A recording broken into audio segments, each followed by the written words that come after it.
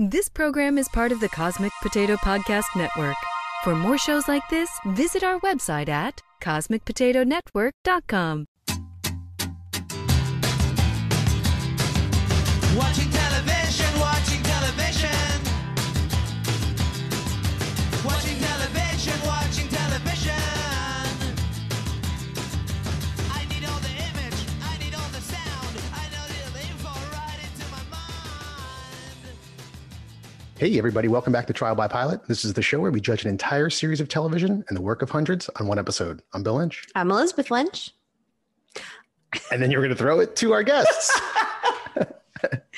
And we're joined by some very special guests this week. We're not used to doing it this way, guys. So do you guys want to introduce yourselves? Sure. I'm Lauren, and I am one of the co-hosts of Enough Wicker, a podcast where we intellectualize the Golden Girls. And I'm Sarah. We are really happy to be here, albeit virtually. We're so excited to have you guys. This is like a dream come true for me. Like just to be reviewing this pilot in the first place, but then to also like be connecting with an actual podcast dedicated to the Golden Girls. It's such a big deal. This is the perfect crossover. It's really wonderful. Is. Yeah, this is great. And it's a few months in the making now. I think our first scheduled record was the night I had gallbladder surgery. And then we were supposed to start it was that Tuesday we were supposed to record. Yeah. And then tonight we're about half an hour late because Elizabeth had a somewhat medical insurance emergency. But we're here. We're so fun. We're all here in squares on a screen, ready to talk about the Golden Girls pilot. Yes. So really, the American healthcare system is really just sandbagging this entire effort. Yeah. Unbelievable. Truly. We made it. But before we do that, I want to immediately throw us off the rails even more than we already are, because you guys just posted something on your Instagram of Jenny Lewis as a child holding a toy gun up to a teddy bear or something, right? Mm-hmm. I know. We did. But yes. Listen, I have not seen that episode of Golden Girls, but Elizabeth and I are enormous Jenny Lewis fans and Rilo Kiley fans. You guys, so I have a Rilo Kiley tattoo. You do? What is it? Wait, can I guess? Yeah, it's from an early, it was very emo at the time that I got it, and it's from an early album. It's lyrics. Okay. I'm You're going to still get emo that. now. Oh, it's Yeah. lyrics? I was going to guess something from More Is Adventurous. it for More Adventurous? No, it's earlier, but I love More Adventurous. Ooh, I don't know. Is it from Takeoffs and Landings? Yes, it's Science versus Romance. Oh my gosh. Guys, let's just start a podcast together. Can I just say, like, I didn't know that you were going to bring this up already, because so I've been following along with your podcast and like rewatching the Golden Girls, and I'm like not that far like into it yet. But I saw the other day that you guys did the episode with Jenny Lewis, and I was going to listen to it, and I was like, no, wait, don't. You follow along in order. Like, that's just very important to me that I do it in order. And I was going to ask you guys if you had a favorite guest star later in the show, but I'm just going to ask you now, who's your favorite guest star on the Golden Girls? Because mine's Jenny Lewis. But was she like some big creep? She was like, I mean, I know she was a little I haven't watched the episode in a while, but she was like a Girl Scout, but like a mean Girl Scout, like a badass Girl Scout, right? Am I remembering it correctly? She's like a kidnapper Girl Scout. Yeah. I mean, it's a stuffed bear who she takes. So I guess that's like, questionable title, but she does take something and hold it for ransom. So yeah. Because I also saw some meme of Golden Girls' greatest villains that you posted, and Jenny Lewis as a kid was on it. That was literally my next comment, was that Jenny Lewis is absolutely on the list of the complete villains of the Golden Girls. Yeah. I don't know. So Lauren, I mean, you're, between a rock and a hard place here, because, you're a huge Rilo Kiley fan. Is Jenny Lewis your favorite guest star on the Golden Girls? I don't know. I mean, I think she's the one that I obviously like the most in real life outside of the Golden Girls. And I feel like I did have this moment with her where I put together that it was, because I had seen the episode so many times, and I had independently just like totally obsessed over Rilo Kiley and then Jenny Lewis's solo career. And then I know, I'm sure I was like in college or something after I'd seen the episode a bunch of times being like, oh my God, she's in everything. Yeah. But honestly, I don't know. I also saw today, there was a meme that's going around that was a quote from Ruby Dee, who was on the Golden Girls. And, you know, like she's also a powerhouse in her own right. There are so many. I mean, Sonny Bono. I love Sonny Bono. So I don't know. I'm not prepared to answer this. Well, That's okay. I did put you on the spot. Listen, do you have a Sunny tattoo? No, but maybe talk to me in a year. I don't know what will happen. Well, listen, speaking of, a recent, a person where you could maybe recently get a tattoo due to their unfortunate demise, Alex Trebek, big guest star on the Golden Girls. So yeah, that's right. That's a good but one. I'm gonna throw it out there. I'm not the massive Rilo Kiley fan. I'm the odd one out of this this quartet. But I would probably say Debbie Reynolds is my favorite Golden Girls guest star. Okay. And if only because, well, she's Debbie Reynolds, one, but two, that it's just she's a very fleeting part, but one that makes you be like, oh my God, that could be a whole series in and of itself. What season does she come in? Oh, at the very end. Okay. Yeah, she is like, she basically plays a prospective roommate who has like, quote unquote, like buried a lot of husbands. Oh, okay. So yeah, she's just like a perfect flirtatious, like it wouldn't work because she's very Blanche-like, but she just does a really great job. So, but Lauren, I think, Bill, if you didn't know about this music video where Jenny Lewis actually sort of parodied her appearance on the Golden Girls, I mean, this is some bit of Rilo Kiley trivia, right? Lauren, it's her solo career. Yeah. Solo career. Got it. Sorry. It's okay. He'll correct you. Don't worry. I only mansplain Jenny Lewis and Rilo Kiley content. Nothing else, I promise. I accept. But yeah, no, I was just going to say about, for Enough Wicker, we are just at the beginning of the third season, which is that, that episode with the famous, the villain child who steals a teddy bear and threatens to shoot it in the head with red ink. I will make sure to watch at least that episode of Golden Girls now that I know it exists. So we are going to talk about the pilot in a second. You guys kind of know the deal here. We go through the plot and then we kind of give our thoughts. Does it serve its purpose as a first episode of a series? But I want to know, how did you guys come up with the idea for your podcast to go through episode by episode and kind of contextualize everything? Sarah and I basically had this revelation early on in our friendship that we were both actually massive Golden Girls fans. And I think that I'd always kind of thought about a way that we could kind of capitalize on that beyond just like talking about the Golden Girls every time we hung out.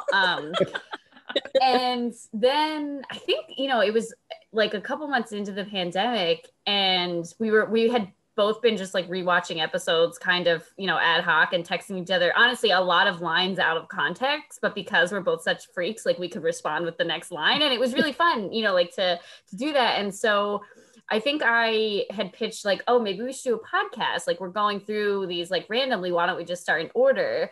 But then, like there's so many other Golden Girls podcasts. What could we do that made ours a little bit different? And that's why we sort of kind of zeroed in on this like intellectualizing the show and taking like a scholarly perspective. Yeah. I think, and we definitely loved the texting quotes back and forth, or obviously saying quotes back and forth when we were allowed to see each other in person.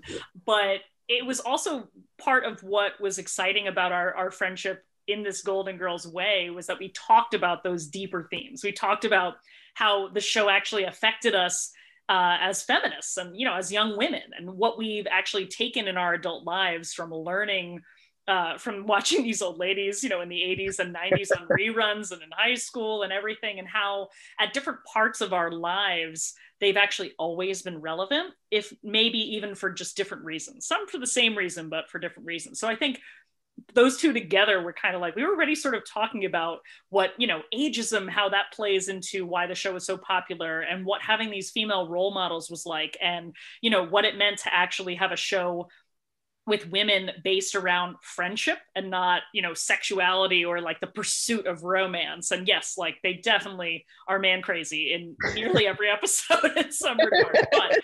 But the core of the show is actually about female friendship and about sort of a second chance in life. So it was just really these two blends of, like Lauren said, of like sort of these ways of looking at the show. And then, when we sort of talked about this intellectualizing part of it, we did some Googling and discovered there are actual scholars and actual academic journals, people's dissertations, thesis papers talking about the show. I mean, like that was like the most amazing part to all of us. So, as if followers of Enough Wicker will know, we actually often have very special episodes where we talk to said scholars about their papers, writing about everything we just talked about, like ageism and, media studies and how women are portrayed and archetypes and what have you. It's just a wonderful world to delve into. Cool. That's what I appreciate so much about it, is that I haven't watched it in a really long time, but it's been such a huge part of my life. It was like, not just a show that I liked, but I have a large family. I have a lot of siblings, but that was a show that like the entire family liked. So my dad's quoting it, my brother's quoting it, my mom, my sisters, so it was just kind of like a fun sitcom that like my parents let me watch when I was younger. And then I just continued to like it. And I just I just stopped watching it for a while. And so to go back to it and listen along with you guys and realize like, oh my gosh, like not really realizing until now the way that these characters like formed so much about what I think, and looking at feminism and what are the possibilities for an older woman. Because it wasn't necessarily modeled, like what these women are doing was not modeled with the older women in my family. And so I just like, it's just funny because like I always had this idea, like my sister Susan and I were always like, well, like when our husbands die, we'll live together. Like that's just like, it's just and how do you feel about weird. that, Bill? Like we're gonna move to Miami. Sorry, Bill. I never said that out loud to him. But it's just it's so crazy to see it, like to and then like form those opinions again, like when you watch something at different points in your life, and I'm like, oh wow, these women are like really awesome, and like the topics that they take on with this show, it's just still so relevant today. I really think that I didn't realize at the time how lucky I was to have that show be such a huge part of my life, Anyway, a lot of I obviously kindred spirits here. And Bill, it's just stats, okay? Men die earlier. I'm sorry. I'm glad you made it through gallbladder. Hey, Dorothy was divorced. It doesn't mean that you're going to die. Listen, I hope you find two other friends. Hope for divorce. Oh yeah, good. I hope you find two close friends and Coco, and you guys can get a place together. Oh, Coco. So I got bad news for you, Bill. We can't afford Coco. Oh no, I'm not going to continue watching. Spoiler alert for later in this episode. So, obviously, I know a bit about the show. I've listened to your podcast. It covers a lot of different topics and themes, and you've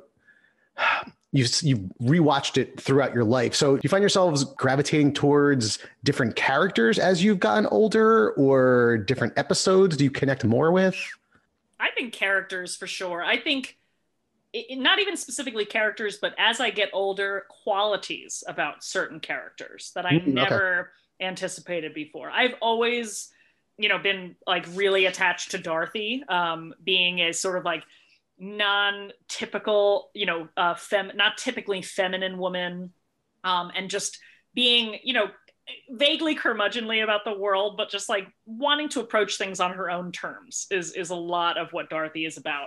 Yeah. So I've always sort of identified with her, but as I get older, I can see qualities in Blanche, for instance, struggling against identities that women are supposed to have, like loving being a mother and making that be everything you're about, or not being a woman who's supposed to go out to bars and have sex with random guys she just met, and just like having these qualities of like, as you age, and Elizabeth, this goes back to what you were talking about too, of like role models for older women and what you're supposed to aspire to, it opens up so many more possibilities when you actually see the interplay of these various characters. And of course, you know, aspirational to be Sophia in your 80s, just being like, the hell with all of you. So Yeah. I don't know how you feel, Lauren. I know Hashtag goals. Yeah, exactly. Yeah. Well, I think that certainly I think like attachment to characters and like particular themes or episodes even will hit you differently. But the thing that I think is most sort of changes the experience is like when middle age is sort of on the horizon, you know, even if it's like, you know, further away than you're not currently in it, you know, but like being able to picture yourself, I guess, as like a 50-year-old is different than when you're watching the show and you're 17, because like you just can't even, so far that you can't relate to it, but you can't even imagine yourself like being 30 at that point, you know? And so it's just like it's like watching people that are so different from you. And I feel like as I've gotten older and I've been watching it, I find myself relating to their problems and even like being able to picture myself in these conversations in ways that I wasn't at other times when I was watching it. So I think that's also, you know, just like it comes from featuring older characters, but it's also just a nod to the different lenses through which you can see the same show over and over. Yeah, that's cool. Is there, in like Golden Girls fandom, is there a character that's like known as the best, quote unquote, or do people argue over who their favorite is? I mean, if you're, I wouldn't say in the Golden Girls fandom, I would say in light fandom of like in a pop culture standpoint. Very lightly here. Well, no, I mean, I think in light, like we're deep in the fandom now. I mean, like, well, there are people who were born after the show went off the air that are like rabid Golden Girls fans, and I fucking love it. I mean, the internet is wild. But as you know, like the show has always maintained a certain like, you know, just popularity through the years. It's, you know, it was on syndication before it actually went off the air, et cetera. And it's always been there in the background. But I think Sophia is often like the character because she's funny, she's quirky, and she's the little old grandma that carries that bamboo purse everywhere she goes, right? And she's not afraid to say, you know, tell it like it is. But, you know, I mean, everybody's got their favorites. Like there are archetypes, you know, we've got a whole huge, very special episode where we talk about just that. But, you know, I mean, Blanche is the sexy one and Rose is the kind of dumb, but very sweet one and trusting one, you know, and like I said before, Dorothy is like the super practical, like, you know, she is the straight man, so to speak, when you're talking about being in a house full of chuckleheads and having to keep people on task. I just read, as I was doing a very small amount of research for this episode, that all 4 of them won Emmys at some point, primetime Emmys, which is only one of 4 sitcoms that has ever happened on. Do you guys know the other 3? All in the Family, Will and Grace, and Schitt's Creek. Great, because I didn't know. I was here to back up, but I didn't. Oh my God, I love that you knew that. I was expecting you all to just stare blankly, and then I was going to say, I don't know. And then you ruined it. Well, I ruined it only because I literally was so prepared for trivia. I was like, oh my God. So no, we know that only because we knew about the Emmys, but we actually put together, because again, massive Golden Girls fans, we put together a starter kit for people like you, Bill, who've never actually seen the show before. So that actually is referenced in there of saying like, hey, you know, this show is not only just cool by our standards, but the Emmys even said it was great. So but yeah, it was a really big deal. And obviously at the time it was only one of 2. So. Oh, well, I appreciate you knowing that because I read that on Wikipedia and it didn't have a footnote. Like, how do you put that stat and not have a footnote that tells me the other 3? I was a little upset. Somebody's got to do some editing. Hang on, So I'll be right back. do you guys have you guys done like Golden Girls trivia? We did, Elizabeth. We did. We did it a couple years ago at this bar, and I'll tell you that it was our own dang attitudes that got in our way, because so we went and the question was like, what is Rose's first boyfriend? And so the actor who plays Rose's long-term boyfriend, Bill, to give you some context, he first appears as a character named Arnie, but it's like a 1-episode arc, and then he just goes away, and then no explanation comes back later as Miles, her like long-term serious boyfriend. And so we didn't know if the writers of the trivia, so cocky, the writers of the trivia wouldn't know that it was Arnie. So we decided to like dumb down our answer, which I know I was the driving force of. I was like, there's no way. You were. I will say that. Yeah, I know. We were both I know. drinking, but Yeah. it's really painful for us to admit, but it came in makes third. me happy. I know. Third? Yeah. What was your name? Did you have a team name? I'm just curious because I named my sister did Golden Girls trivia and I named their team. And so I just want to know what your team name was. We were Parrot Village, if that means anything to you. No. They're What is that? it's basically an episode where Rose is talking about seeing the sights around Miami and talking about how she's going to go to Gator World and Sea World and Parrot Village, and Dorothy's like, the parrots don't get a world. This is what? What was your sister's team name? It was the Lannihilators. Ooh, love that. My Love pocket it. hat. Proud of it. All right. Lauren's next tattoo. Yeah. Should we actually talk about the pilot to the Golden Girls? I Oh, suppose. is that what we're doing? Yeah. Well, we'll go through this pretty quickly, but feel free to just pop on in there with any commentary. Well, first, it starts off with the theme song, which is, maybe one of the most known sitcom theme songs, probably that and Cheers. Fun fact, when I auditioned for We'll get to the pilot in a couple minutes, guys. I was auditioning for grad school and you had to like sing a song and most people were singing some kind of show tune and I sang the Golden Girls song. That is amazing. I didn't. I was waitlisted. Do it now. Here's your stage. Oh, gosh. Check the levels. Oh my check the levels. But I Check the don't think levels. I was waitlisted because of that, because everyone else in my group and my small group at the callback really enjoyed it. As they should have. I mean, come on. Well, another fun fact about the theme song. See, Bill, you said like 4 words, and now we have like 12 Yeah, stories to that's tell fine. about it. But if you're not familiar with another sort of internet meme that's been going around, a YouTuber by the handle Finally Aaron is somewhat famous now for singing sort of, I think he calls it like a soul version basically of the Golden Girls theme song. And once you watch the video of him singing sort of over the theme, you're absolutely never going to hear it the same way again. So I recommend that, after this podcast. I'm sorry, not soul remix, it's gospel remix. That's what it is. But it's absolutely magnificent. That's all I have to say. Oh, I can't wait. We'll listen. So Dorothy enters the kitchen of their home and she's complaining to Coco. I know I've been warned about Coco, about how ugly her students were in class. And she kicked some girls out. She kicked some girls out for having shaved heads. And then Blanche comes in and reveals she's going out with this guy, Harry, again, even though they just met.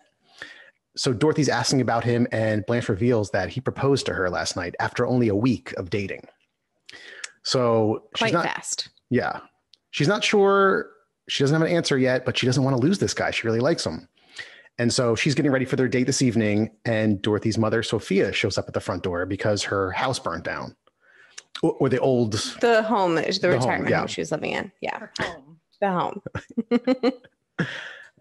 And Harry shows up to take Blanche out.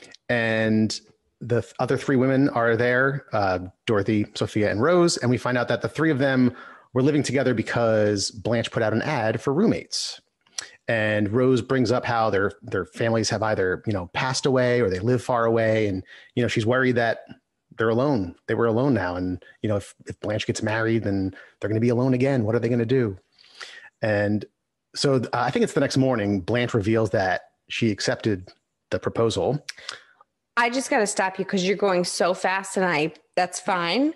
But you skipped over the MCI joke, which I just thought was... Listen, there are... I can't get through to New Jersey with MCI. Oh, that was good. That was a good one.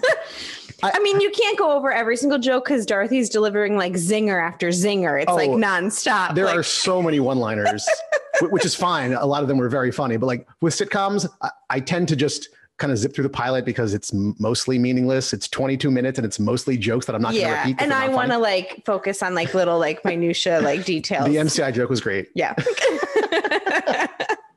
And Sophia says after they leave for their date, he says that guy's a scuzzball. Yeah. Man is a scuzzball. And then, you can't see it on a podcast, but Dorothy throws her hands up and grabs her head, exasperated with her ridiculous mother. And it's just wonderful. Speaking of beat by beat by beat jokes. She's exasperated a lot in this pilot episode and probably throughout the series. So Blanche reveals that they got engaged. They're getting married next week. But the next day, Rose wakes up and she goes to Dorothy and she's like, I just have this terrible gut feeling that this guy, Harry, is no good. I can't explain it. I just feel it. And I know these aren't exact lines, like I'm sure you guys would be saying, I'm just paraphrasing. And so there's a scene with her trying to tell Blanche, and at every turn, Dorothy is stopping her, finishing her sentences or putting her in a chokehold. I think at one point she locks her in a closet and then like rushes Blanche out the door. So Rose can't ruin this engagement. And so they're waiting in the living room with the priest. I guess they're going to get married in the living room. I guess it was they have some strange like wedding, like lots of weddings happen there ceremony. in that house. Yeah, it's a hot venue. And a police officer knocks on the door and gives her a note from Harry. And he said, I'm sorry, but this guy's been arrested. He's a bigamist and he has 6 wives. And the note says, I'm so sorry. This time it was different. I really liked you. And he hopes that one day Blanche will write to him. And of course, Blanche is like horrified, is embarrassed, feels like a total fool for falling for this guy. And the next day they're out on the lanai, I think, right?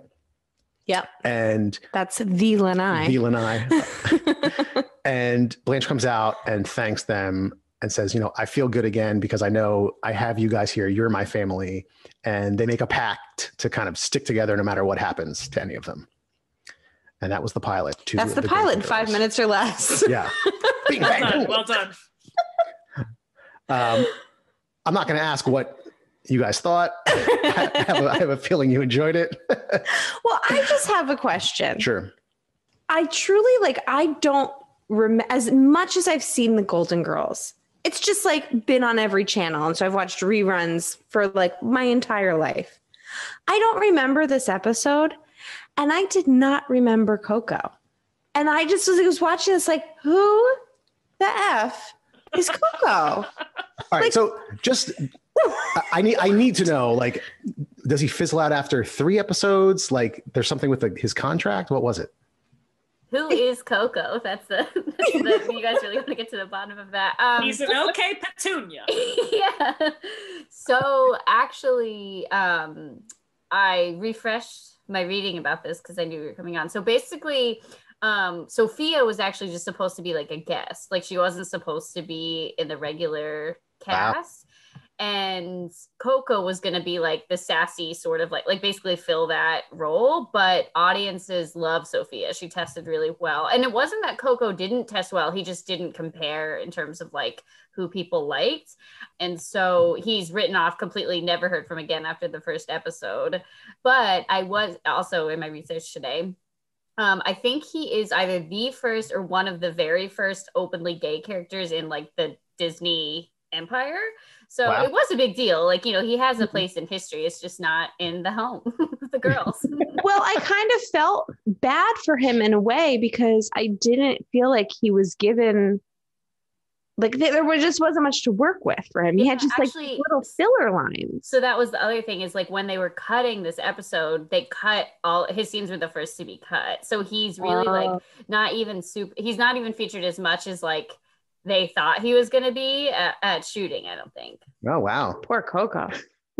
You think that's your big break, you're getting on to share like this stage with, these big players and you get your scenes cut. So was this testing after audiences had just seen the pilot or like, did Sophia leave and then come back again?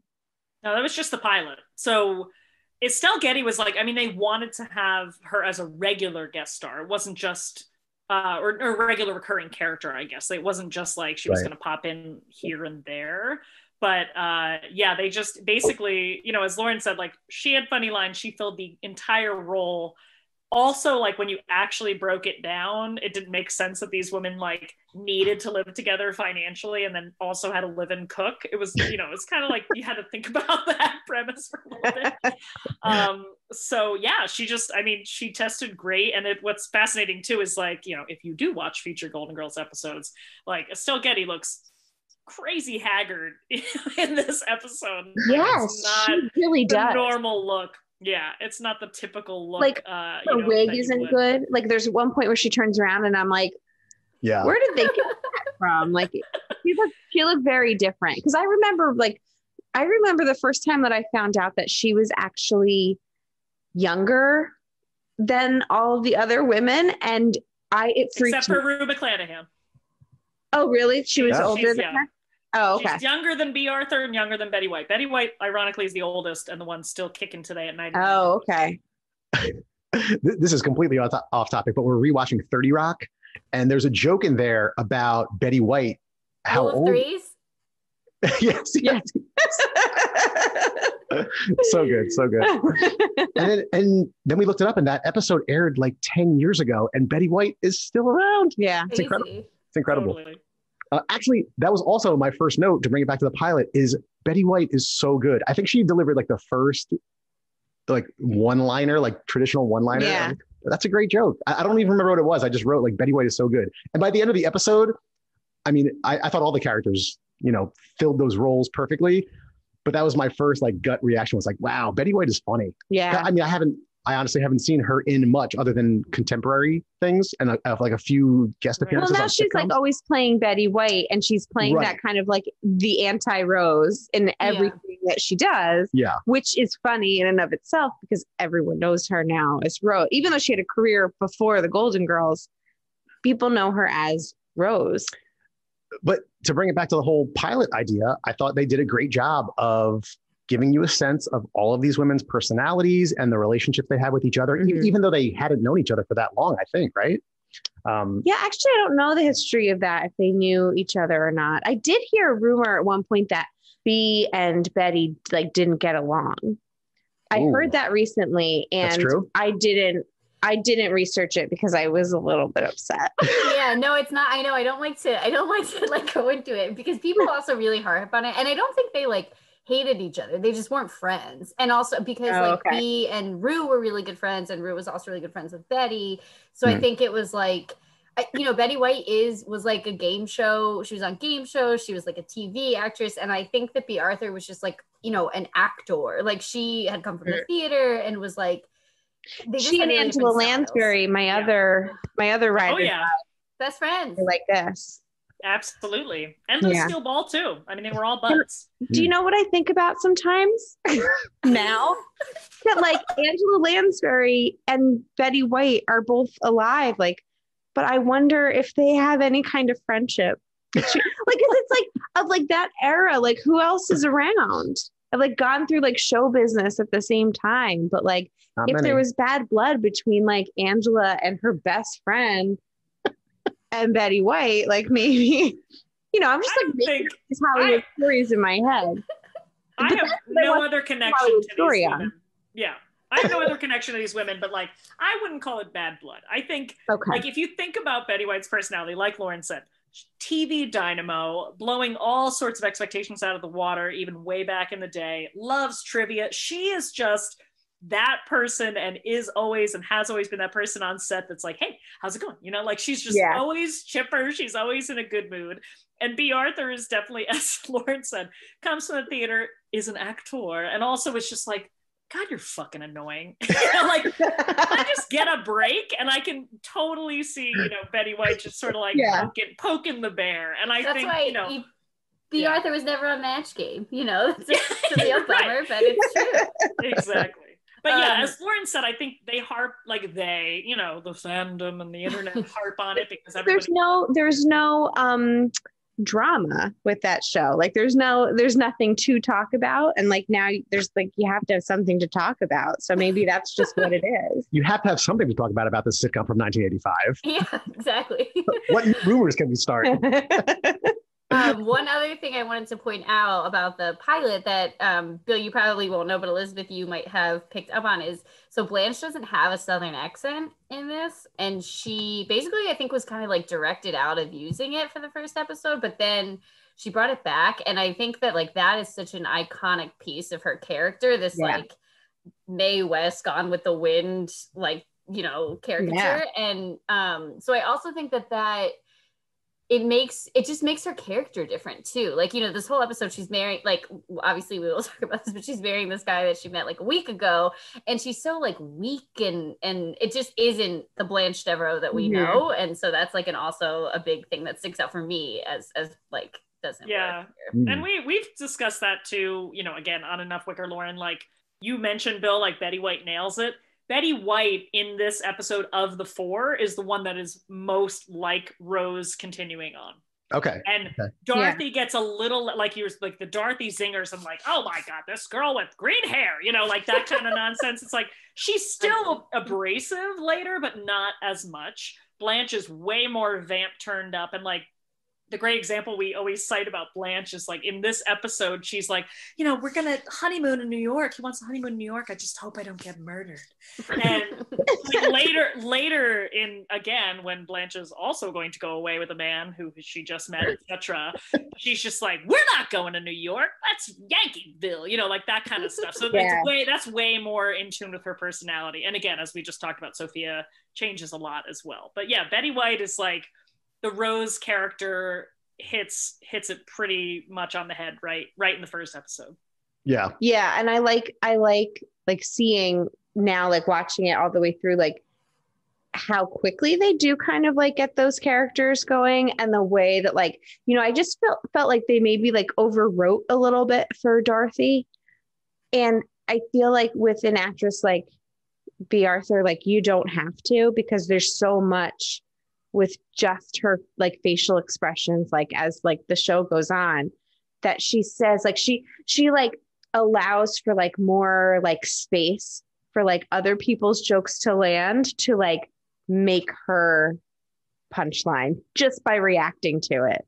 And it's like, it's so brilliant how she does it. And like, I just like that they gave her like a chance to do that rather than just being funny, because she's so funny and witty, and like, you know, it's really just her reaction to like all these like crazy people around her. You're exactly right. And I honestly think as the pilot goes on, right, like we hit another thing we talked about in our pilot episode was like, I counted 8 jokes in the first minute. Like, and they're all B. Arthur, and you're like, whoa, okay, we get it. It's a funny show, but calm down. And they're all, you know, it's like, it's top loaded basically.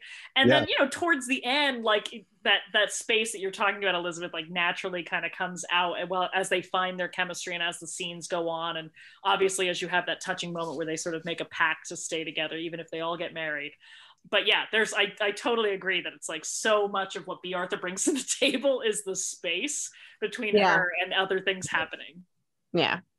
There were a lot of funny one-liners, and I have to say, you know, I don't watch many 80s and 90s sitcoms that don't feel at least a little bit dated. In some regard, there has to be some aspect that doesn't quite hold up. But I mean, as a sitcom pilot, I think this mostly holds up. I mean, there are some dated jokes, sure, but the one-liners are funny. I think the themes that they touch upon, and I'm sure evolved throughout the show, are still relatable. So I think in that respect, it really, really did a good job. Yeah, I mean, MCI? That's basically basically the most dated joke I can think of. I think that probably what like did stick out to me a little bit is like Sophia's reactions to Coco and the way she talked about Coco. Yeah. Wouldn't really fly today. But it wasn't like, I'm not going to say it wasn't offensive. I think that it was offensive. Like, you wouldn't say that about somebody. It wasn't cruel in like, see, that was actually, I don't know. I was going to bring that up next because Elizabeth and I have been rewatching shows recently, which I never really did for some reason. But over the last couple of years, we watched Community and 30 Rock. And there are aspects of those shows that are a little uncomfortable, some of the jokes they make. Mhm. And so in this episode, there's the fancy man jokes. Blanche calls some girl a prostitute. I think there's like an immigrant crack in there somewhere. Okay. And so I'm wondering, does that carry through the rest of the series? Do they become aware of it? And then how do you guys feel about, the show that you obviously love and cherish so much, having that kind of humor to it? Because we struggle with it with some of the shows that we rewatch.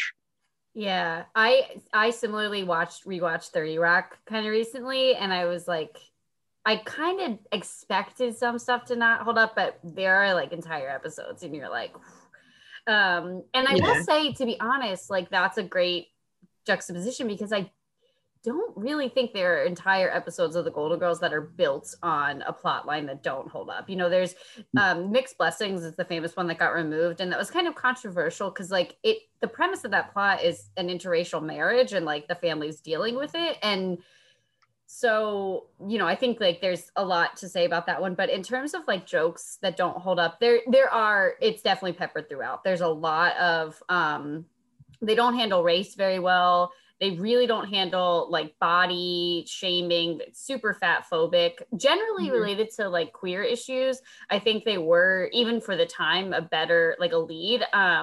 They had basically like one queer centric story at least a season, whereas most other shows would do one and check it off the list and be like, got the gay thing, Right. So the way that they handled I think it's like anything from that time.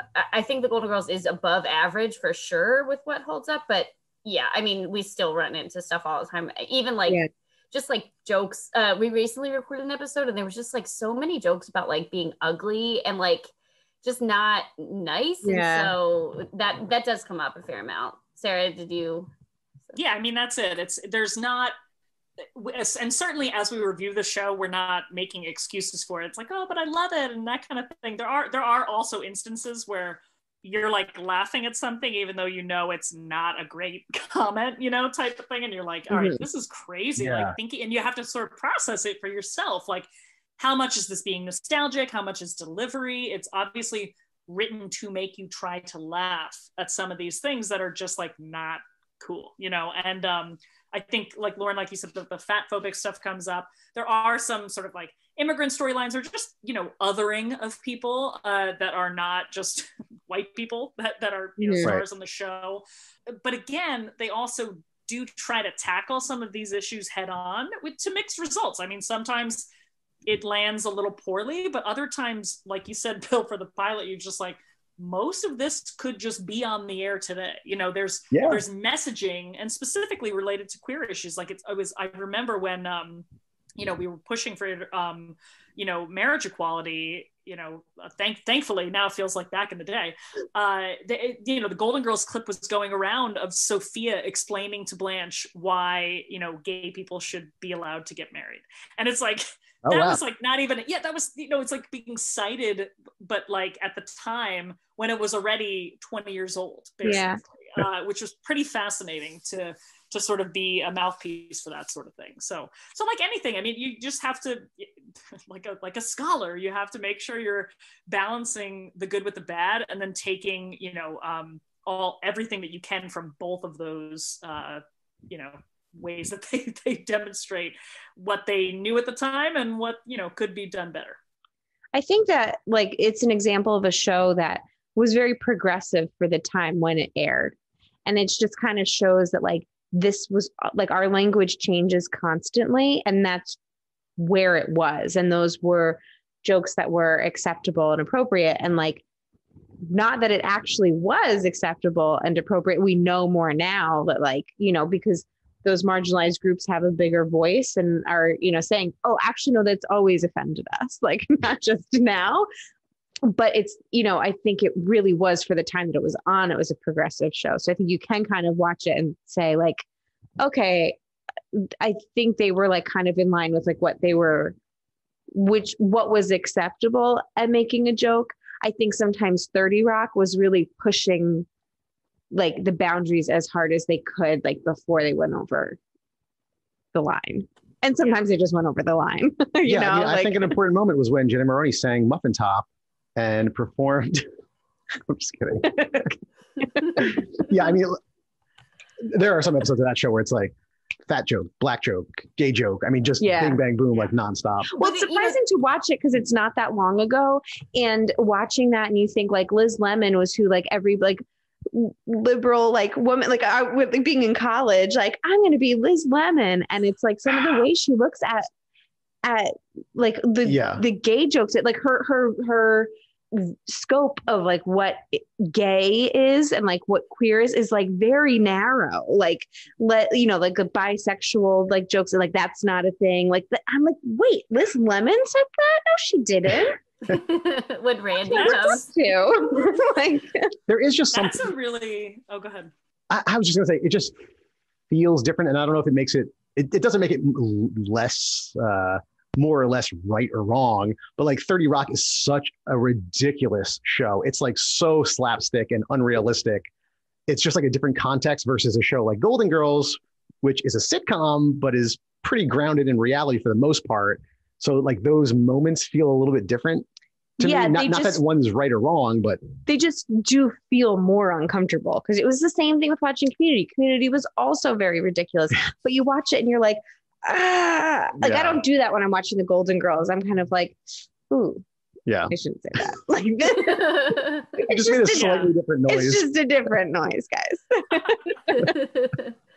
What were you gonna say? The idea. No, I was just gonna say. I mean, I think you nailed it with the like it grounded in reality, and like at the time, it was specifically a progressive show, particularly because it was network television in the 80s and early 90s, which just basically meant like Saturday night at 9:00.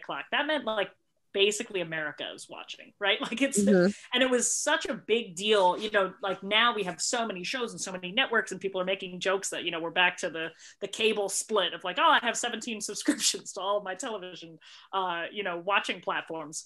So you can sort of quote unquote get away with different things when you have like way more of like a honed in audience. And not to say that obviously Community and 30 Rock were a much broader subset, but even then there was, streaming and other cable networks and other things like that. It's like really most people in America were watching, one of the top 3 networks at the time. Yeah. So it's kind of like in that context, it's an even bigger deal of how much they tried to sort of talk about these progressive issues and just slightly change your mind. And I think going back to the ridiculousness of 30 Rock and how absurd that was, like they were making a point in that sort of satire way. Whereas like Golden Girls was making a point in just the everyday way. So they were making these jokes that were quote unquote okay at the time, even though they were not, about, fat jokes or just like making references, but it was never meant to be super crude and rude just to be that way. I think the crudest you come is like Sophia flying off the handle. And even that is explained away with this whole like, oh, she had a stroke, so it destroyed the part of her brain that censors herself. But it was meant to be provocative in a way that just didn't fly off the handle. And I think it's just interesting, like you said, the reactions of the cringe is a different sort of feeling when you're watching Golden Girls than you are when you're watching Liz Lemon, try to be a quote unquote good liberal in the year 2000. Right. Yeah, I'm constantly trying to solve this issue in my own head, which I know I can't. But like, is it okay if it's a satirical thing that's like actually attacking a race issue if you make a black joke or something like that? And I don't know. There is no right answer to it. It's going to constantly evolve and change. But like, I don't want to feel bad watching these shows that I really like. Don't make me feel uncomfortable. Well, I mean, after our latest president, I really feel like satire is over. It's done. Like you can't. You have to speak the truth because it's so confusing now of what people actually believe. I feel like I couldn't watch Veep for a couple years because I was like, it's too real. Like I can't, because I loved it. And then that happened. And then now I can watch it again. So it's great. So you just have to give it some time and then satire will return.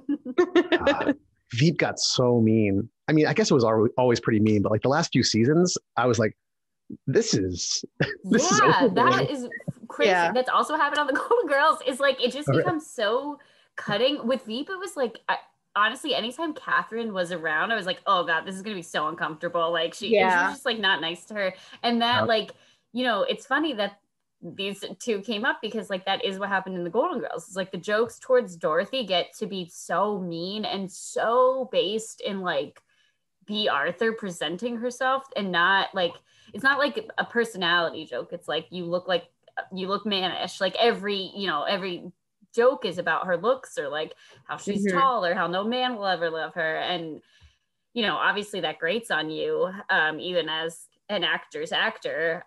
But it's crazy that both of these two shows kind of like veered in that direction and kind of leaves on a sour note a little bit. How late into Golden Girls did that start to happen? I'd say the last 2 seasons get a little bit like that. It's not something you would necessarily notice unless, like us, you're like really constantly rewatching shows. But there are a few episodes in the last, I'd say, 2 seasons that feel like pretty heavy-handed on that. Although, as we just realized, starting the 3rd season, it kind of starts immediately. I think one of the first jokes is like, you know, talking about looks, and it's present the whole time. But that, like Lauren said, part of the reason B. Arthur was the one who left the show is she just didn't like the way her character was being written, and it turned out great for all of us because leaving on a high note was the way to go. So Was it 7 seasons total? 7 seasons. Yeah. And don't get me wrong, season 6 and 7, there are some absolute gems there. I think they're my favorites, actually. So yeah. Oh, really? Yeah. But really like you said, you can, it's jokes. interspersed, and you can really, you can see the difference of like any show, right? You can see them leaning into, you know, a certain type of the way that the writing goes as opposed to sort of earlier seasons. Yeah. So Elizabeth, I'm curious for, you know, again, you knowing the series, like what also stood out for you watching the pilot again of like, oh, didn't remember that, or like, oh, this totally changes later, or, you know, what are some other reactions you have besides MCI? Besides MCI. I think probably the relationship between, like, just thinking ahead, the relationship between Dorothy and Sophia, just, I like the way that it evolves, because in the beginning, it's just kind of like, oh, mom's here from the home. Like, and it really does, like, I like watching their relationship evolve because it is very tender at times. And it's like comforting to me to see that kind of like funny relationship with her mom, but they also just like really go at it sometimes, you know, like they don't, I like how they're just like so real and honest with each other. And so it kind of like evolves a little bit more. I felt like it was like maybe just like a little like just for jokes in the first episode, but that's a good question. I don't really know what else stuck out, although the jewelry borrowing starts right away. The mink stole and I need this, like that's like, honestly, that's one of the things about the whole series that sticks out to me is like the fashion throughout the whole thing. How like that's like another thing. It's not just like, oh, you can like live with your best friends into your golden years, which sounds like a lot of fun, but like these women are like going out and doing things and always dressed well. Like they're always dressed. They have outfits for everything they do, like for bowling, for golf, for sleeping, for like, you know, they're always going to like a gala. Like these are like involved, like women who do things in the town. It's like very inspiring. And that starts like right away. Well, we'd be remiss in the Golden Girls universe to not point out goldengirlsfashion.com, which is Golden Girls Fashion Corner. So if you really want to dig into an analysis of the different fashion pieces that happen on the show. Well, I will, because I do follow a Murder She Wore Instagram. Follow them as well. It's a great account. So I have a question actually, like, because I love Golden Girls, but I feel like everybody loves Golden Girls. Like in my mind, that's like, but like, do you guys also love Murder, She Wrote? I do, not the same way, but yeah, okay. I agree. I love Murder, She Wrote. I feel like the show that I have probably the closest like recall and attachment to is The Nanny, which I've been going through on HBO Max, and it really also holds up. And the fashion there is like, you mean other than Golden Girls? yeah, right? yeah. No, but like, yeah. I was but like, you it's weren't just, like, secretly more of a Nanny fan. no. But they aired right after each other on the Lifetime channel like my whole life, so I feel like that's why. Like I didn't absorb any of like what I learned in 10th grade. I only absorbed like what I watched from 4 to 5:30 every day. It's crazy. The important That's stuff. awesome. Yeah. I think my biggest recall show is Arrested Development. And fun fact, Mitchell Hurwitz, who created Arrested Development, also wrote for the Golden Girls. Oh, wow. Really? That Once is I realized that after I was an Arrested Development fan, I was like, well, all checks out. Yeah, makes sense.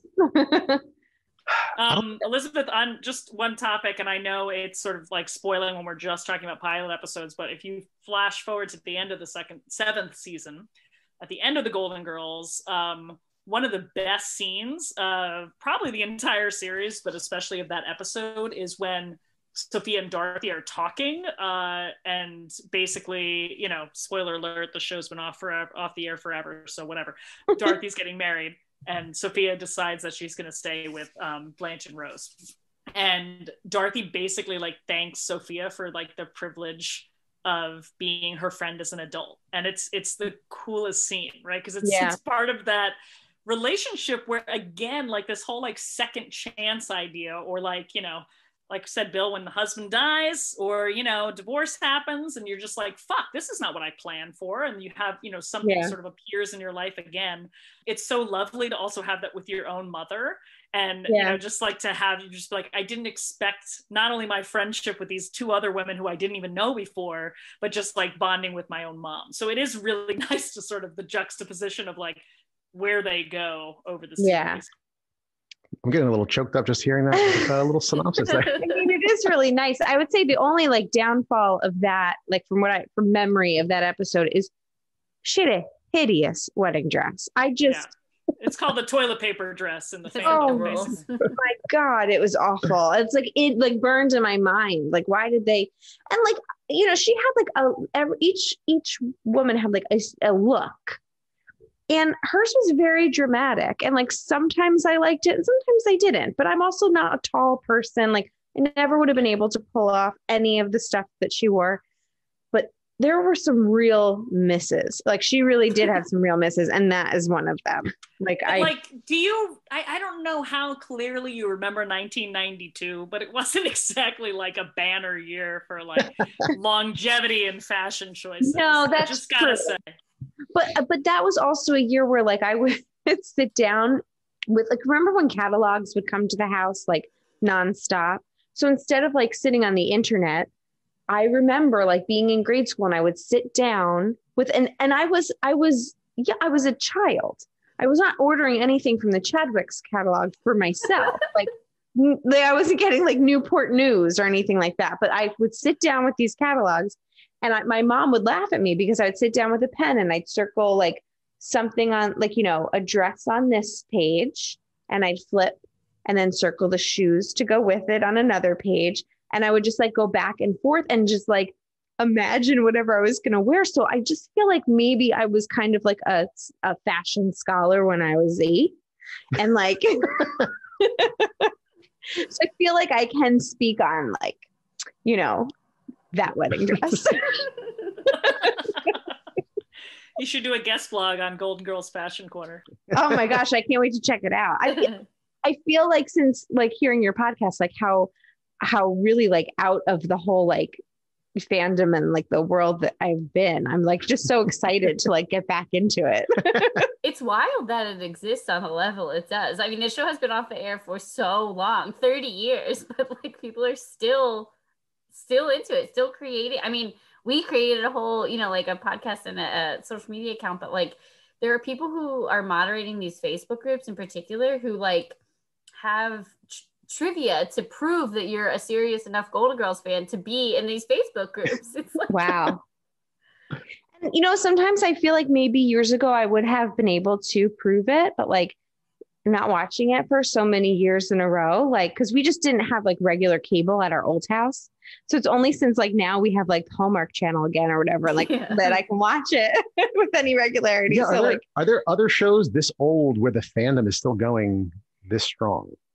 Because very little surprises me about weird fandom, because I'm into some weird stuff like board games, and like there's just these crazy communities and like the secondary market for craft beer. Like very little surprises me, but like what shows from the 80s or before still have like current podcasts and media and crazy fandoms like this? I would imagine that the Brady Bunch has got to have some like I'm sure crazy, like that.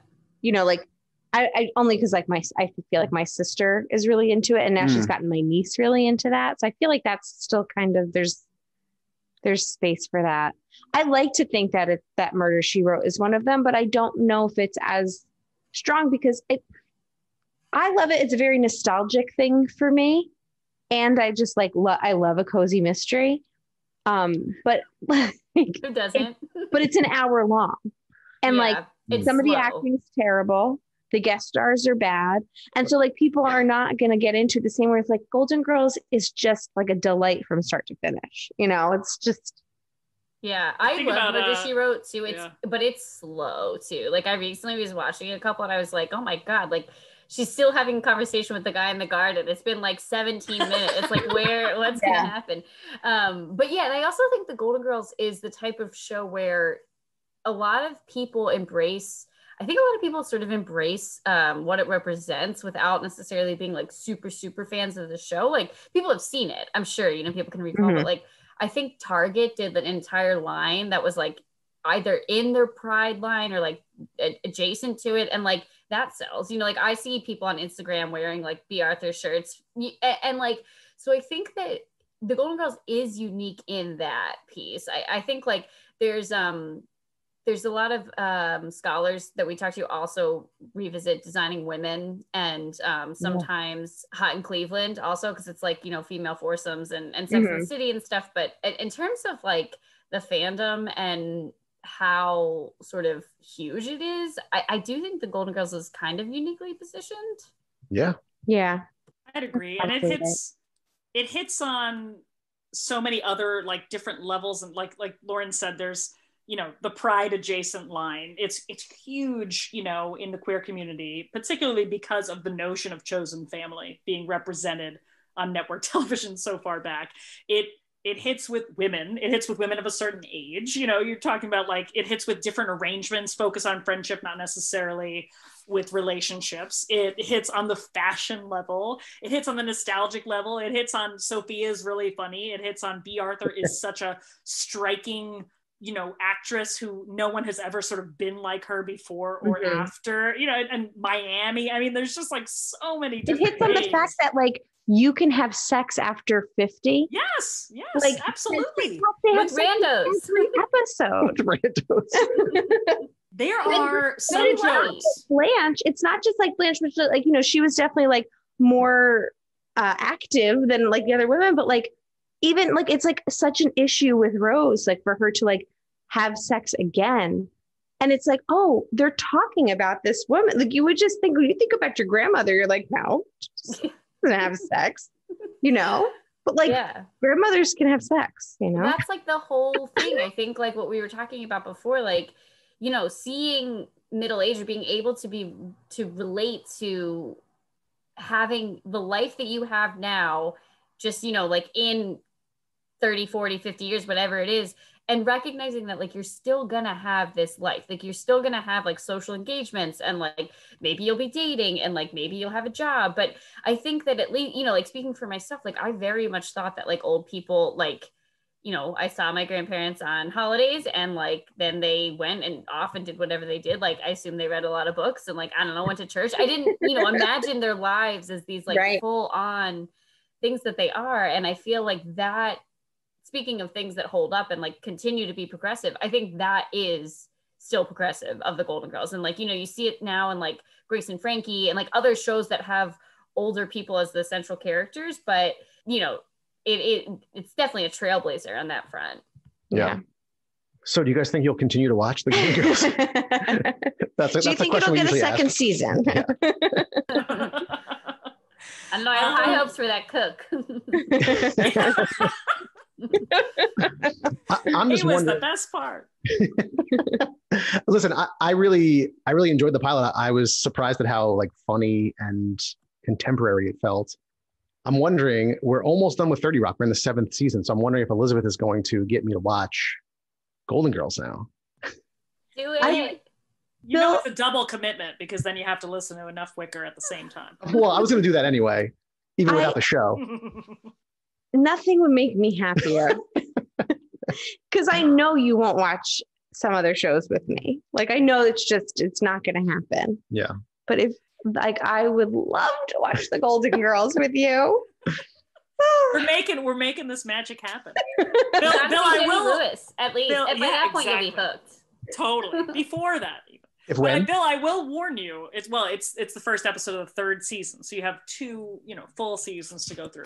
But I will warn you that one of the defining characteristics of Enough Wicker is that we do not summarize the plots of the episodes in our podcast episode. We assume that as a super fan, you have already just watched it. So Yes, you do have to watch it and then do I need to answer trivia questions to subscribe to the podcast? absolutely not. Absolutely. It's like graduate school. They assume you've done the reading. Yeah. Oh, I don't get that joke because I was waitlisted.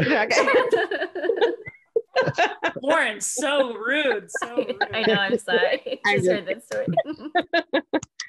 all right. Is there anything we missed about the Golden Girls pilot? No, I thought your summary was really well done. Also, I was like, wow, that is everything that happens. And also, when you listen to just the plot, you're like, this is nuts. Excellent point. Well, thank you guys so much for coming on. Honestly, you are a goddamn delight. We had so Yeah. much fun. I wish the listeners could have listened to our pre-podcast conversation because that was great too. Sarah and Lauren are both from New Jersey. Obviously, we got the Rilo Kiley thing going on. Apparently, Lauren and Elizabeth watched literally every single show, the same show. So if you guys, so glad you reminded me of Designing Women, though, because that's something I haven't watched in a long time. I want to go back all the way through. Let's do it together. Oh my gosh, do you want to start a podcast? if you guys ever want to come back on and watch something other than Golden Girls, please let us know. We would love to have you. Maybe Designing Women one day. Maybe. Sounds great. The idea. Nanny? Did you do the Nanny yet? We haven't done the nanny yet. I'm telling you, that's going to be a weird pilot. Oh, yeah, it is. I I could recently already watched it. Did you guys do Superstore? I've seen that. I haven't seen all of it. I recommend. So that's like a pretty good show. I stopped watching it at some point. I think maybe but- we watched the pilot before we even started our podcast because that's been on for a while now, right? Yeah, it's been on for a long a couple time. years. Yeah. Yeah, no, that's a pretty good show. I like that. I like that one. Why don't you guys remind everyone where they can find your podcast? Yeah, absolutely. Enough Wicker, intellectualizing the Golden Girls, can be found basically anywhere you listen to podcasts. Go on Apple, go on Spotify, et cetera, et cetera. But you can visit us at enoughwicker.com for all sorts of scholarship, which is basically listing all of those amazing people who wrote academic papers about it, interviews with fun people, a list of all the villains ranked in the Golden Girls. You can kind of peruse there. As well as Lauren is superb at managing our Twitter account at Enough Wicker and our Instagram account at Enough Wicker. So we are just so pleased that you guys had us on. I was thrilled to find you hadn't done the Golden Girls yet. So I'm really excited that we can have this Jersey reunion. Yes. Yeah, this is great. Thank you. Yeah, it was so much Thank fun. you guys so much for coming on. And Elizabeth and I are Trial by Pilot. You can email us show suggestions at trialbypilot@gmail.com. You can find us on Facebook, Instagram, and Twitter at Trial by Pilot. And go on to Stitcher, Apple Podcasts, Spotify, wherever you listen to this, subscribe to the show, leave a review, and tell a friend. And thank you to the Beats for providing our theme music. Thanks, Beats. Thank you guys so And much. thank you guys. Bye, everybody. Bye. What